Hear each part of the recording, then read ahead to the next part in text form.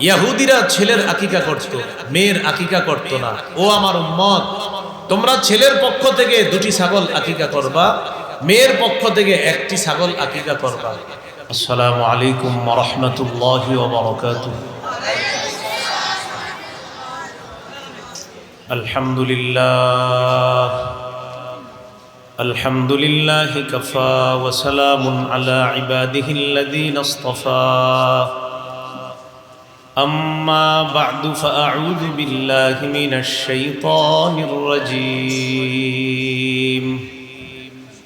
بسم الله الرحمن الرحيم.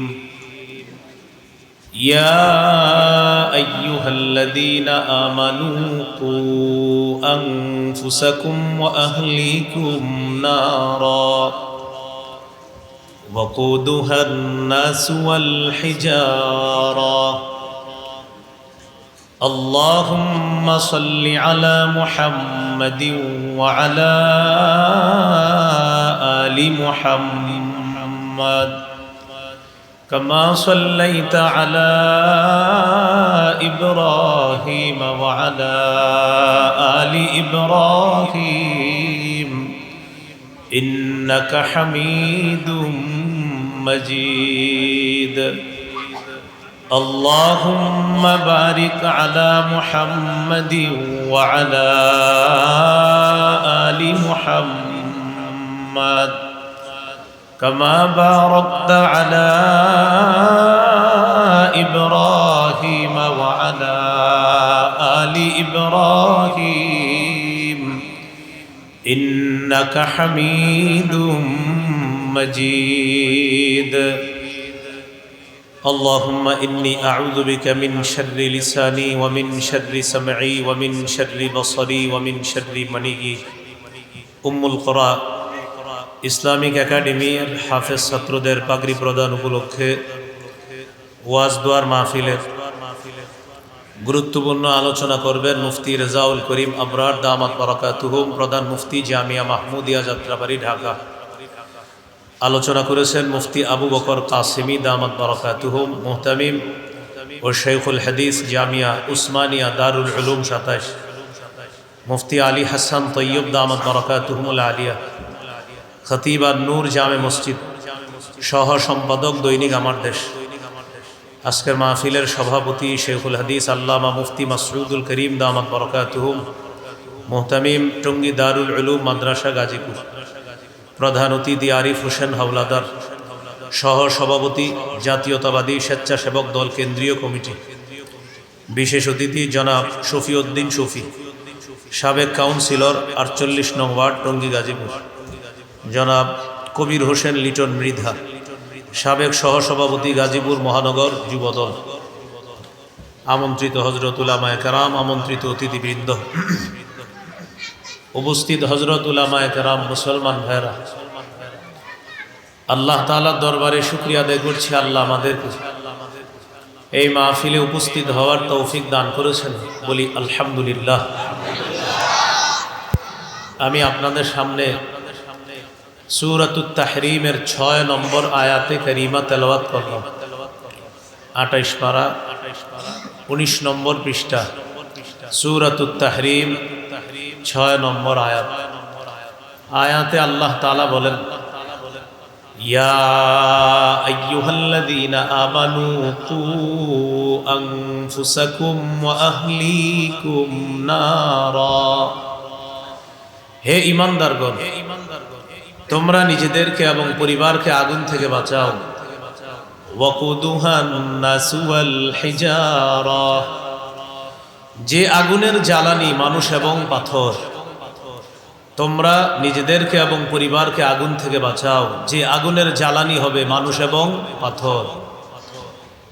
আয়াতের ব্যাখ্যায় সাহাবায়ে কেরাম রিদওয়ানুল্লাহি আলাইহিম আজমাইন তারা বলেন, বিশেষ করে আব্দুল্লাহ ইবনে আব্বাস রাদিয়াল্লাহু তাআলা আনহুমার, তিনিও বলেন এই আয়াতের ব্যাখ্যা হলো আল্লিমুহুম ওয়া আদ্দিবুহুম, সন্তানদেরকে শিক্ষা দাও, শিষ্টাচার শিক্ষা দাও, ভদ্রতা শিক্ষা দেওয়ার মাধ্যমে তাদেরকে সুন্দর একটা জীবন উপহার দেওয়ার চেষ্টা করো, এইভাবে তাদেরকে জাহান্নামের আগুন থেকে বাঁচানোর চেষ্টা করো। সন্তানকে শিষ্টাচার শিক্ষা দেওয়া। আয়াত সামনে রেখে আপনাদের সামনে যে বিষয় আলোচনা করব সেটা হলো সন্তানের অধিকার। একটা সন্তান শৈশব থেকে কিভাবে গড়ে তুলবো আমরা, একজন আদর্শ সভ্য সন্তান হিসাবে তাকে কিভাবে প্রতিষ্ঠিত করব এবং আগুন থেকে কিভাবে বাঁচাতে পারি সেই চেষ্টা করব। আমরা কথাবার্তা না বলে মনোযোগ দিয়ে পুরো আলোচনাটা শোনার চেষ্টা করব ইনশাআল্লাহ। আমি সহ আমাদের সকলের ফায়দা হবে বলে আমরা আশা করছি ইনশাআল্লাহ। সন্তানের অধিকার। দুনিয়াতে আসার পর সন্তান ছেলে হতে পারে, মেয়ে হতে পারে। ছেলে হওয়া এটাও আল্লাহর পক্ষ থেকে নেয়ামত, মেয়ে হওয়া এটাও আল্লাহর পক্ষ থেকে নেয়ামত। মেয়ে হোক ছেলে হোক শুকরিয়া আদায় করা। 25 পারা 7 নম্বর পৃষ্ঠা সূরাতুশ শুরা 49-50 নম্বর আয়াতে আল্লাহ বলেন, লিল্লাহি মুলকুস সামাওয়াতি ওয়াল আরদ, আসমান জমিনের রাজত্ব আল্লাহর। ইয়াখলুকু মা ইয়াশা, তিনি যা ইচ্ছা তা সৃষ্টি করেন। ইয়াহাবু লিমান ইয়াশাউ ইনাসা, তিনি যাকে ইচ্ছা কন্যা সন্তান দান করেন। ওয়ায়াহাবু লিমান ইয়াশাউ যুকুর, তিনি যাকে ইচ্ছা ছেলে সন্তান দান করেন। আও ইউযাওয়িজুহুম যুকরানা ওয়া ইনাসা, তিনি যাকে ইচ্ছা ছেলে মেয়ে উভয়টা দান করেন। ওয়ায়াজআলু মান ইয়াশাউ আকিমা, তিনি যাকে ইচ্ছা তাকে বন্ধা বানান, ছেলেও দেন না মেয়েও দেন না। আয়াতের শিক্ষা। সন্তানের আলোচনায় প্রথম আল্লাহ মেয়ের আলোচনা করেছেন, এরপরে আল্লাহ ছেলের আলোচনা করেছেন, এরপরে আল্লাহ বলেছেন কাউকে আল্লাহ ছেলে মেয়ে উভয়টা দান করেন। আবার বলেছেন ছেলেও দিবে না মেয়েও দিবে না, একচ্ছত্রই ক্ষমতার মালিক একমাত্র আল্লাহ। আমাদের সমাজের কুসংস্কার, মেয়ে হলে চেহারা কালো করা হয়। 14 নম্বর পারা 12 নম্বর পৃষ্ঠা সূরা নাহল 58 নম্বর আয়াতে আল্লাহ বলেন, ওয়াইদা বুশিরা আহাদুহুম বিল উনসা যাল্লা ওয়াজহুহু মুসওয়াদ্দান ওয়া হুয়া কাযীম। কিছু মানুষ আছে তাদেরকে কন্যা সন্তানের সুসংবাদ যখন দেওয়া হয় তখন তাদের চেহারা কালো হয়ে যায়, দুঃখে ভারাক্রান্ত হয়ে যায়, কেন মেয়ে হইল। অথচ মেয়ে হওয়া এটা আল্লাহর ফয়সালা, ছেলে হওয়া আল্লাহর ফয়সালা, উভয়টা আল্লাহর নেয়ামত। এই নেয়ামতে শুকরিয়া আদায় করা। আল্লাহ আমাদের সকলকে ছেলে হোক মেয়ে হোক সর্বহালতে আল্লাহর শুকরিয়া আদায় করার তৌফিক দান করেন। রাসূলুল্লাহ সাল্লাল্লাহু আলাইহি সাল্লাম বলেন, যার একজন কন্যা সন্তান, ক্বালা রাসূলুল্লাহ সাল্লাল্লাহু আলাইহি ওয়াসাল্লাম, মান বুলিদাত লাহু ইবনাতুন ফালাম ইয়াইদহা ওয়া লাম ইউহিনহা ওয়া লাম ইউসির ওয়ালাদাহু আলাইহা আদখালাহুল্লাহু বিহাল জান্নাহ। যে ব্যক্তির একজন কন্যা সন্তান, এই কন্যাকে সে কন্যা বলে মাটির নিচে জীবন্ত পুঁতে দেয় নাই জাহিলি যুগের মতো, কন্যাকে কন্যা বলে অবজ্ঞা করে নাই, কন্যার চেয়ে ছেলেকে বেশি প্রাধান্য দেয় নাই। আল্লাহ রাসূল বলেন, এই এক কন্যার কারণে আল্লাহ তাআলা বাবাকে জান্নাতে প্রবেশ করাবেন। যাদের 2 জন কন্যা, ক্বালা রাসূলুল্লাহ সাল্লাল্লাহু আলাইহি ওয়াসাল্লাম, মান আলা জারিয়াতাইন দাখালতু আনা ওয়া হুয়াল জান্নাহ কাহাতাইন। রাসূলুল্লাহ সাল্লাল্লাহু আলাইহি সাল্লাম বলেন, যে ব্যক্তি 2 কন্যার লালন পালন করলো, আমি এবং 2 কন্যার অভিভাবক এইভাবে পাশাপাশি জান্নাতে প্রবেশ করবেন। যার 3 জন অথবা 3-এর বেশি কন্যা। ক্বালা রাসূলুল্লাহ সাল্লাল্লাহু আলাইহি ওয়াসাল্লাম, মান কানাত লাহু সালাসু বানাত ফায়ুবিহিন্না ওয়া ইয়াকফিহিন্না ওয়া ইয়ারহামুহুন্না ওয়াজাবাত লাহুল জান্নাহ আলবাত্তাতা।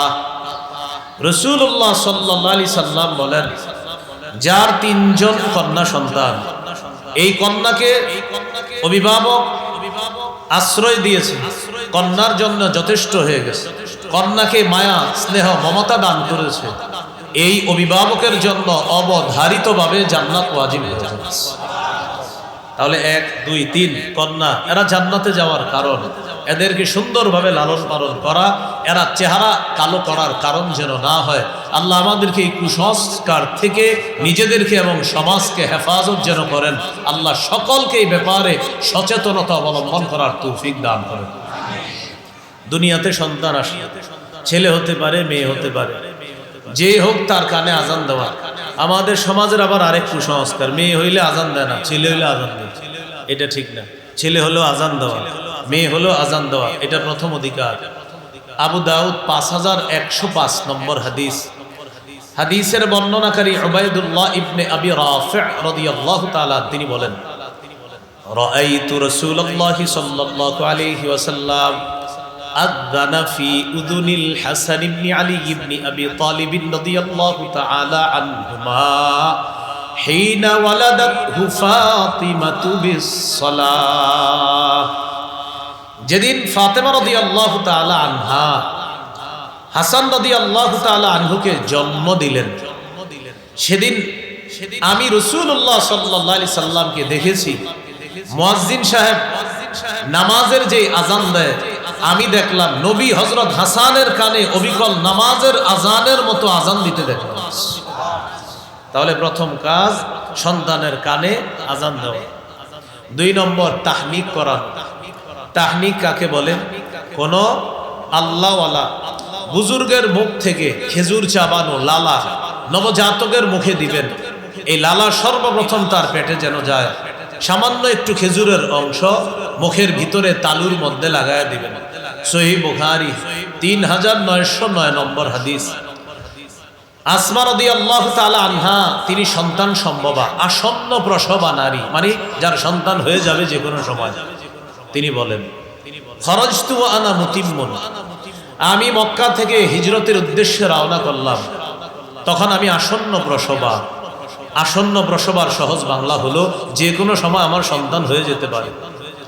রওনা করার পর আমি ভাবলাম পথিমধ্যে হয়তো কোথাও আমার প্রসব বেদনা উঠবে, আল্লাহ চাইলে সন্তান হয়ে যাবে, কিন্তু সন্তান হয় না।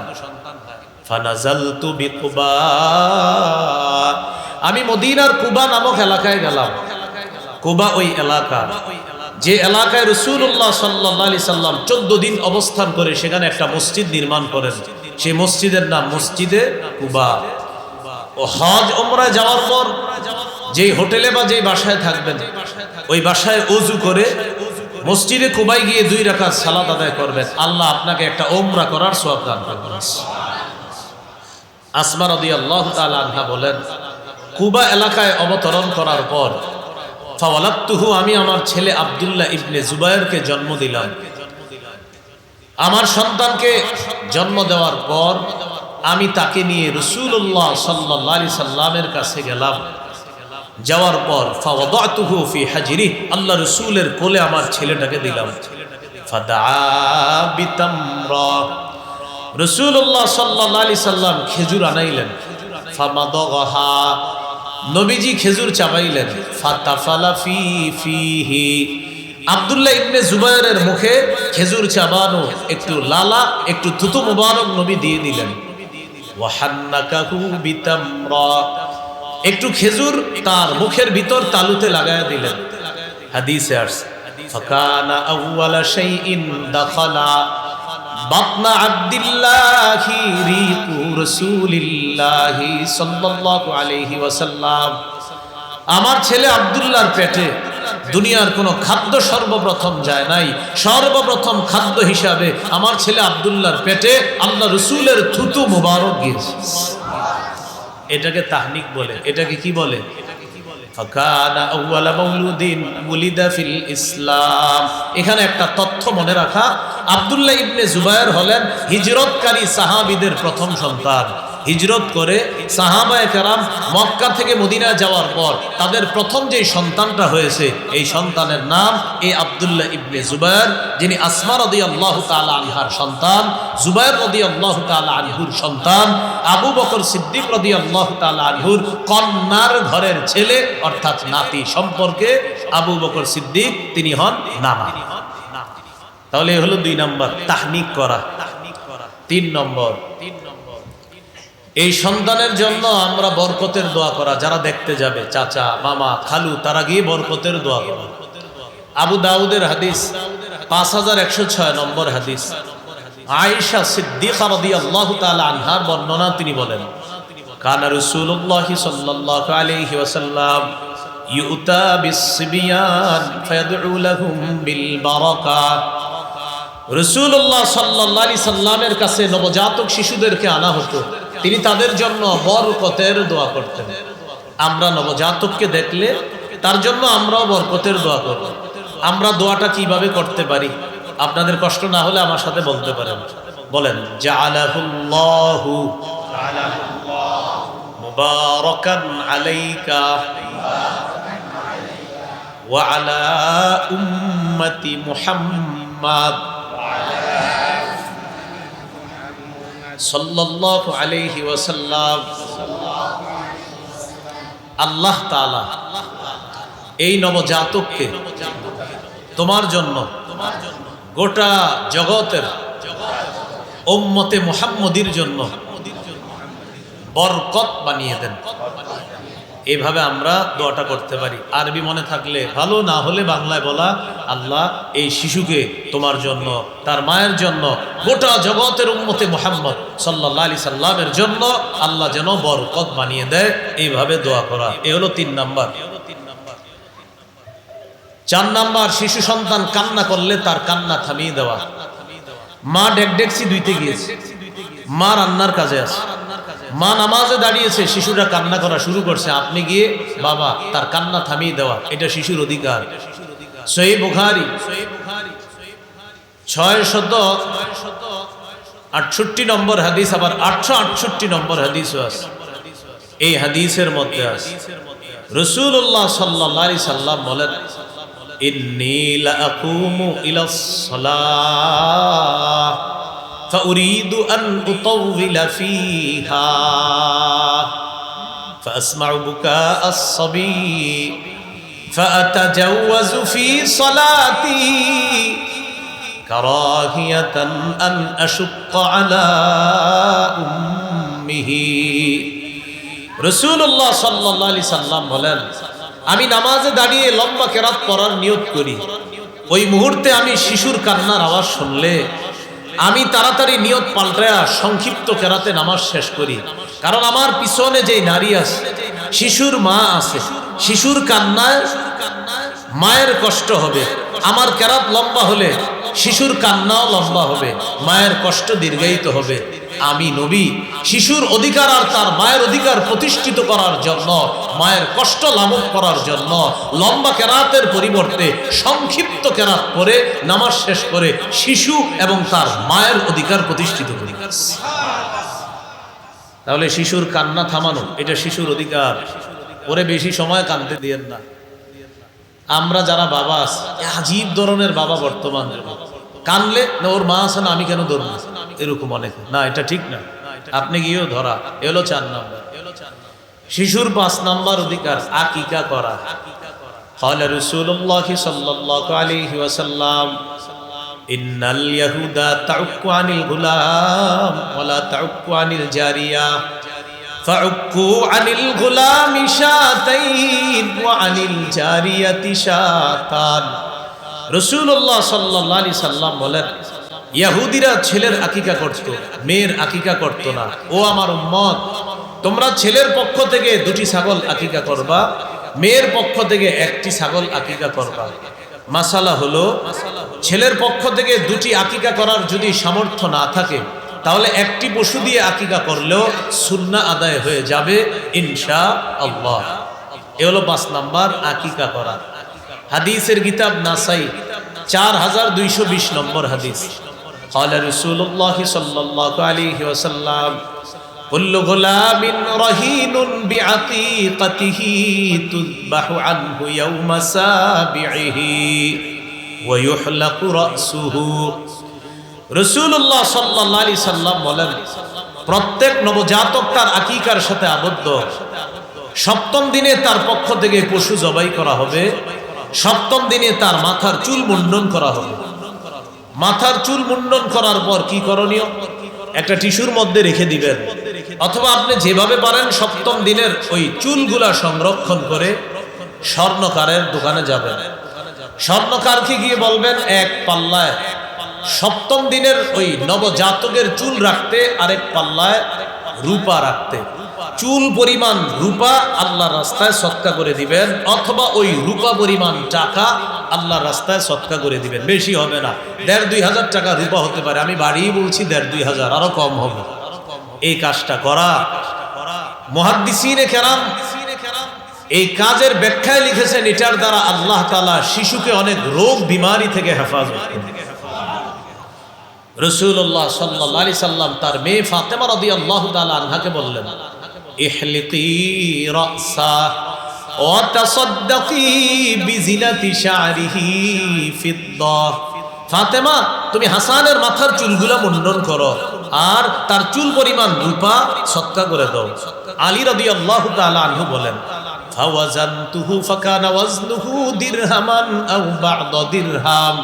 আমি হাসানের মাথার চুল ওজন করলাম, তার চুলের পরিমাণ হলো ১ দিরহাম রূপা অথবা ১ দিরহামের কাছাকাছি রূপা। আমি এই পরিমাণ রূপা আল্লাহর রাস্তায় সদকা করে দিলাম। তাহলে ৫ নাম্বার আকিকা করা। আকিকার গোশত সবাই খেতে পারবে।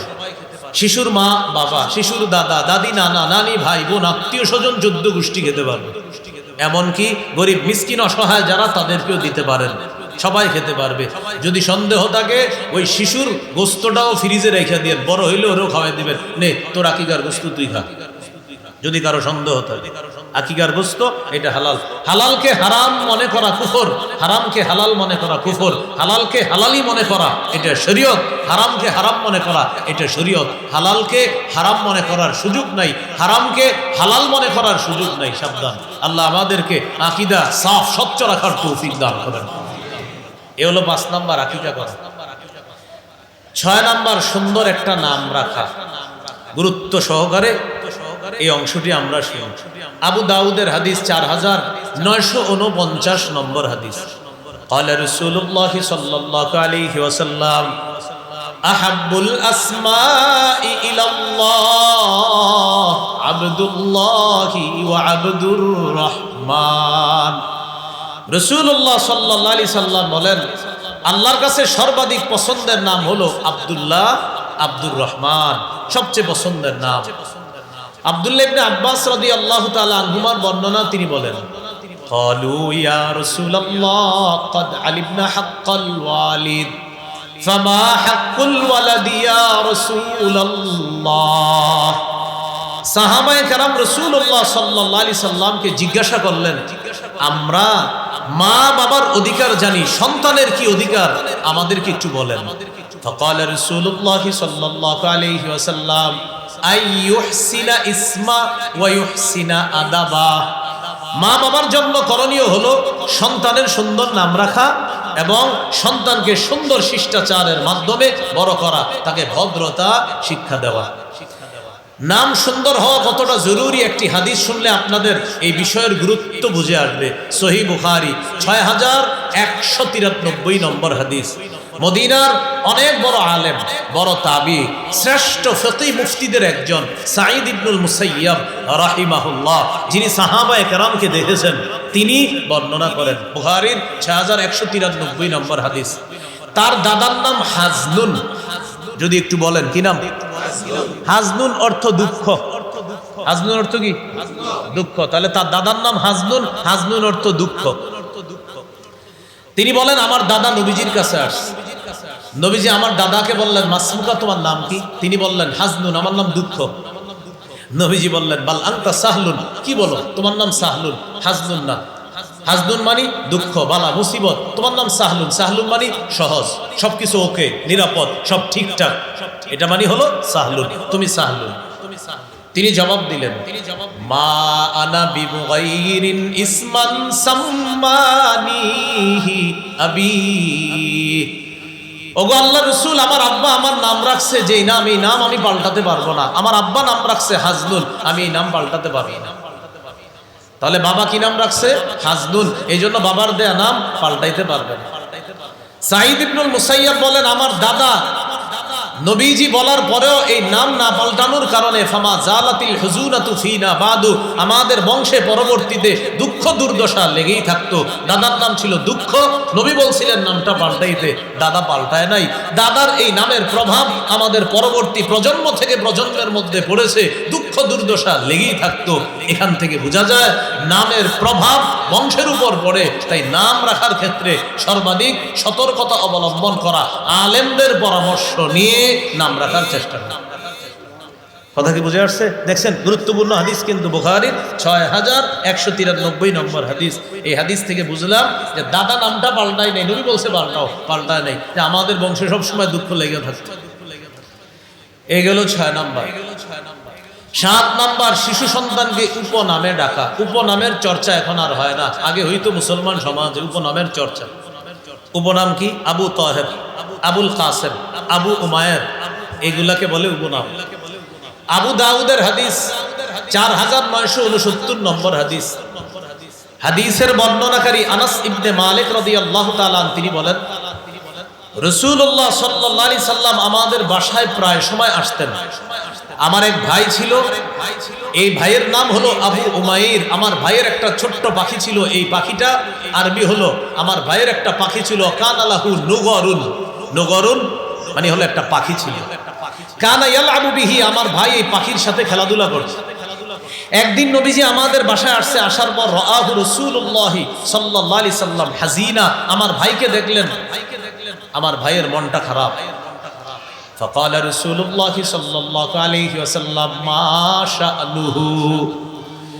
রাসূলুল্লাহ সাল্লাল্লাহু আলাইহি সাল্লাম জিজ্ঞাসা করলেন, ওর কি হয়েছে, ওর মন খারাপ কেন? পরিবারের লোকেরা জবাব দিল, মাতা নুগরুহু ইয়া রাসূলুল্লাহ, হুজুর তার পাখিটা মারা গেছে। নবীজি বললেন, আচ্ছা, পাখি মারা যাওয়ার কারণে মন খারাপ। এবার নবীজি তাকে খুশি করার জন্য বললেন, ইয়া আবা উমাইর মা ফাআলান নুগাইর। মিল আছে দেখেন, ইয়া আবা উমাইর মা ফাআলান নুগাইর। ছন্দের মতো মিলায়া দুটি বাক্য বললেন। এই বাক্যের অনুবাদ হলো, ও আবু উমাইর, কি হলো ছোট্ট পাখিটি, ছোট্ট পাখিটি কি করলো, কোথায় গেল? এই কথা ছন্দ আকারে বলার পর ওই শিশুটার মন খুশি হয়ে গেছে। এইভাবে নবী দুটি বাক্য বলার কারণে তার মনটা দুঃখ দুর্দশা অবস্থা থেকে একটু আনন্দ আর প্রফুল্লে ভরপুর হয়ে উঠল। এইভাবে উপনামে শিশুদেরকে ডাকা, এটাও একটা সুন্নাহ, যদি আমাদের মাঝে এখন চর্চা হয় না। বাকি মাদ্রাসায় কিতাব যেদিন পড়ায় সব হুজুররা, ওই দিন এটা চর্চা হয়।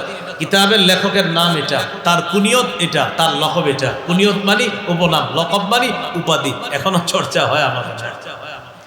এ হলো 7 নাম্বার। 8 নাম্বার গুরুত্বপূর্ণ, শিশুর অধিকার। শিশু বারবার মাটিতে পড়ে গেলে তাকে উঠানো, যেন হাঁটুতে কষ্ট না পায়।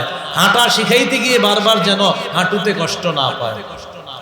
আবু দাউদের হাদিস 1109 নম্বর হাদিস। জুমার নামাজের খুতবা দিতেছে রাসূলুল্লাহ সাল্লাল্লাহু আলাইহি সাল্লাম, পৃথিবীর শ্রেষ্ঠ খতিব খুতবা দিতেছে। খতবানা রাসূলুল্লাহ সাল্লাল্লাহু আলাইহি ওয়াসাল্লাম فأقبل الحسن والحسين رضي الله تعالى عنهما। নবীজি জুমার মিম্বরে খুতবা দিতেছে। জুমার নামাজের খুতবা চলাকালীন অবস্থায় হাসান হুসাইন রাদিয়াল্লাহু আনহুমা তখনও ছোট, তারা দুইজন মসজিদে আসছে।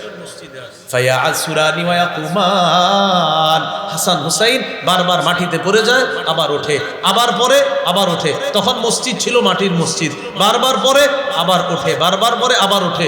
নবীজি খুতবা থামায়া দিলেন, নাজালা, মিম্বর থেকে নামলেন, আখাযাহুমা, নাতি দুইজনকে জড়ায়া ধরলেন, কোলে নিলেন, সাইদা বিহিমাল মিম্বার, তাদেরকে নিয়ে মিম্বরে উঠে বাকি খুতবা আল্লাহ রাসূল শেষ করলেন। ওই যে বারবার পড়ে যাচ্ছে, হাদিসের শেষে নবী বলেন লাম আসবির, আমি সহ্য করতে পারি নাই, নাতিরা বারবার পড়ে যাচ্ছিল, ওরা পড়ে যাওয়াটা আমার কাছে কষ্ট লাগতেছিল, তাই আমি তাড়াতাড়ি ওদেরকে ধরলাম, খুতবা থামিয়ে আল্লাহ রাসূল শিশুর অধিকার প্রতিষ্ঠিত করেছেন। তাহলে হাঁটুতে যেন বেশি ব্যথা না পায়, হলো 8 নাম্বার। 9 নাম্বার, পোশাকের কালার ইত্যাদির ক্ষেত্রে যথেষ্ট সতর্কতা অবলম্বন করা শিশু। আব্দুল্লাহ ইবনে আমর রাদিয়াল্লাহু তাআলা আনহুমার বর্ণনা, তিনি বলেন রাআহু রাসূলুল্লাহ সাল্লাল্লাহু আলাইহি সাল্লাম ওয়া আলাইহি সাওবানি মুআসফারান। রাসূলুল্লাহ সাল্লাল্লাহু আলাইহি সাল্লাম আব্দুল্লাহ ইবনে আমর রাদিয়াল্লাহু তাআলা আনহুমাকে দেখলেন, তার শরীরে দুইটা কুসুম রঙের জামা ছিল।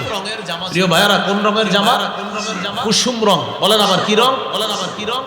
فقال رسول الله صلى الله عليه وسلم هذه ثياب الكفار فلا تلبسها। রাসূলুল্লাহ সাল্লাল্লাহু আলাইহি সাল্লাম বললেন, এগুলা কাফেরদের পোশাক, এগুলা তুমি আর পরবা না। এই কুসুম রঙের পোশাক আর পরবা না, এগুলা কাফেরদের পোশাক। এগুলো 9 নাম্বার। পোশাক কালার ইত্যাদির ক্ষেত্রে, বিশেষ করে ছেলে শিশুদের পোশাকের কালারের ক্ষেত্রে যথেষ্ট সতর্কতা অবলম্বন করতে হবে। মেয়েদের কালারে ছাড় আছে, কিন্তু ছেলেদের কালারে আপনাকে সচেতন হতে হবে। 10 নাম্বার, সতর ঢেকে রাখে এমন পোশাকে শিশুকে অভ্যস্ত করা। সূরা আরাফের 26 নম্বর আয়াতে আল্লাহ বলেন, ইয়া বানি আদম ক্বাদ আনজালনা আলাইকুম লিবাসাই ওয়ারি সাওআতিকুম ওয়ারিশা। হে আদম সন্তান, আমি তোমাদেরকে পোশাক দিলাম, যে পোশাক তোমাদের লজ্জাস্থান ঢেকে রাখে এবং এটা সৌন্দর্যতার কারণ। ওয়ালিবাসুত তাকওয়া যালিকা খায়র। তাকওয়ার পোশাক সর্বোত্তম পোশাক। শৈশব থেকে শিশুর সতর ঢাকা এমন পোশাক আমরা তাকে পরাবো। দেখবেন 1.5-2 বছরের বাচ্চাকে যদি হাঁটু ঢাকা এরকম প্যান্ট পরা শিখান, ও যখন লম্বা হয়, ওর প্যান্ট ছোট হয়, তখন দেখবেন ও খালি প্যান্ট টানে, ওর হাঁটু ঢাকার চেষ্টা করে। ওর মস্তিষ্কে বসে গেছে, আল্লাহ বসিয়ে দিয়েছেন যে আমার না হাঁটুটা ঢাকা থাকে। এখন ঢাকা না কেন, শুকরিয়া আদায় করবেন যে আমার রব আমার শিশু সন্তানের বুঝ দিয়ে দিছে হাঁটু ঢাকা রাখতে হবে। এ হলো 10 নাম্বার। 11 নাম্বার, সাদা পোশাকে অভ্যস্ত করা। সাদা পোশাক সর্বোত্তম পোশাক। আবু দাউদের 4061 নম্বর হাদিস, قال رسول الله صلى الله عليه وسلم البسوا من ثيابكم البياض فإنها خير ثيابكم। রাসূলুল্লাহ সাল্লাল্লাহু আলাইহি সাল্লাম বলেন, তোমরা তোমাদের পোশাকের মধ্য থেকে সাদা পোশাক পরিধান করবা, কেননা এটা সর্বোত্তম পোশাক। ওয়াকাফিনু ফিহা মাউতাকুম। তোমাদের মধ্যে যারা মৃত তাদেরকেও সাদা পোশাক পরাবা। কি শিখলাম? জীবিতরাও সাদা পোশাক পরবা, মৃতদেরকেও সাদা পোশাক পরিধান করাইবা। এজন্য জীবিত অবস্থায় সাদা পোশাক পরলে আপনার যেন মাঝে মাঝে মনে হয় আমি জীবিত সাদা পোশাক পরে আসি, মারা যাওয়ার পর আমার আত্মীয় স্বজনরা আমাকে সাদা পোশাকেই কবরে রেখে আসে। এ হলো 11 নাম্বার। 12 নাম্বার, ওলামা হযরতরা বলা দরকার নাই। ওলামা হযরত আমাদের শ্রদ্ধাভাজন, তারা আমাদেরকে শিখাবে। আপনারা যারা আছেন ছাত্র, আমার মতো ছাত্র ভাই, আপনারা একটু বলেন এমন পোশাক পরিধান না করা, যেই পোশাক অহংকার প্রদর্শন করে। এটা 12 নাম্বার। তাহলে অহংকার প্রকাশ পায় এমন পোশাক থেকে শৈশব থেকে শিশুকে দূরে রাখে। قال رسول الله صلى الله عليه وسلم كلوا واشربوا وتصدقوا والبسوا ما لم يخالطه إسراف أو مخيلة। রাসূলুল্লাহ সাল্লাল্লাহু আলাইহি সাল্লাম বলেন, তোমরা খাও, তোমরা পান করো, তোমরা দান করো, তোমরা পোশাক পরিধান করো, যতক্ষণ অপচয় না হয়, অহংকার প্রদর্শন না হয়। খাও, তবে অপচয় যেন না হয়, অহংকার প্রদর্শন যেন না হয়। পান করো, অপচয় যেন না হয়, অহংকার প্রদর্শন যেন না হয়। দান করো, দান যেন তোমাকে অহংকারী না বানায়। পোশাক পরিধান করো, পোশাক পরিধান যেন অপচয়ের কারণ না হয়, আর অহংকার প্রদর্শনের কারণ যেন না হয়। আল্লাহ কথাগুলো মনে রাখার তৌফিক দান করুন।